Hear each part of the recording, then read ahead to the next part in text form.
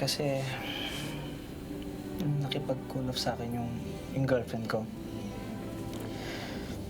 Siyempre, ayoko. Kaya lang she insisted eh. Munching, bakit naman siya ganun?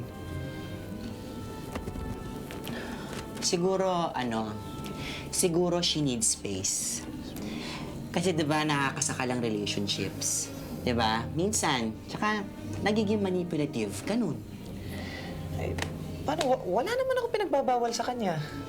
Kahit na, the idea na kapag meron ka ng girlfriend o boyfriend, it lessens na your freedom.